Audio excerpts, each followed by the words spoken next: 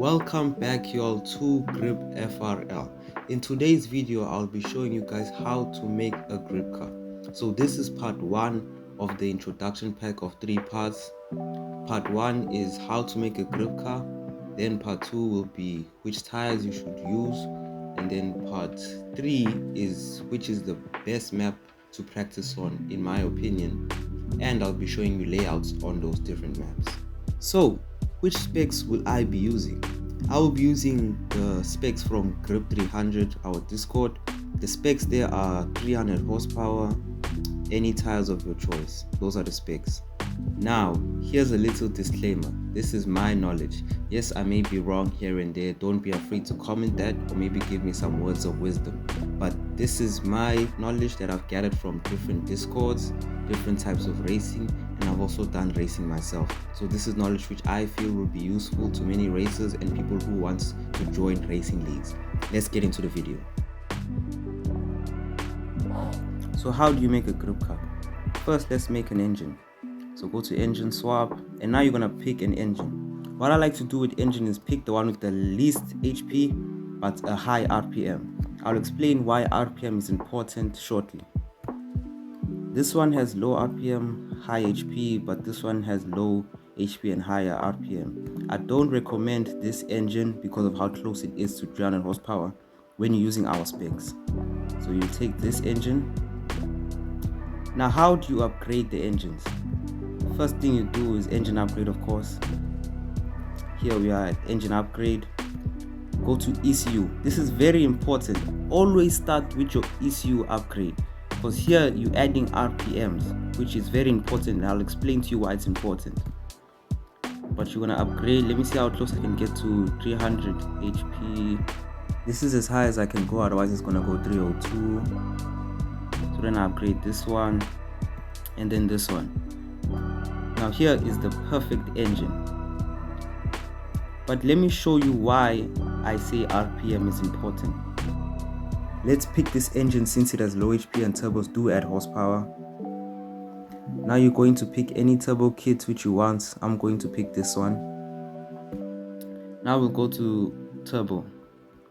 So you can decide to upgrade the turbo or not to upgrade the turbo.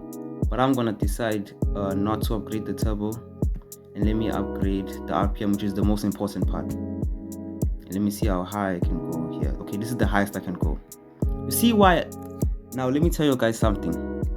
Turbos are horrendous when you want to build a grip car. Do not use turbos ever. I know some cars you need the turbo for aesthetic purposes, where it only looks good. Your car only looks good when you have turbo. So I recommend, if you want to use a turbo, do not upgrade the turbo and just leave the turbo stock and try and upgrade this. You can upgrade these 3 over here, these ones, if it's for aesthetic purposes. But do not use turbos. Why? Because if you come here, you can check your engine stats. 7,100 RPM and the perfect engine 8,000. Why this matters is because I'm not sure if it's gear ratios or what, but oh yes it is. You have shorter gear ratios.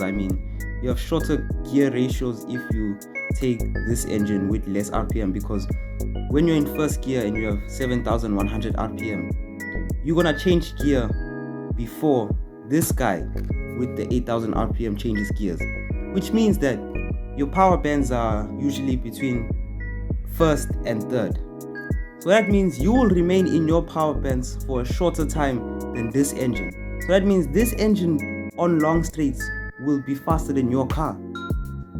But this does not necessarily apply when you're on a track with maybe 1 or 2 straights and many bends. Then it's okay to use a turbo if you're good at gripping. But I recommend that you choose an engine like this, the perfect engine, high RPM, because we did the ECU upgrade. Sorry, this is the wrong engine, but yeah, we did the ECU upgrade. So do not use turbos because of the shorter gear ratios. So this is the ideal engine for you. And don't forget what I said, always upgrade the ECU first, because this is how you get your RPM. This is how you will be able to stay in your power bands for longer. You understand? So that means you will shift less which means more acceleration, which is what you want when you're a grip racer. So no turbo needed.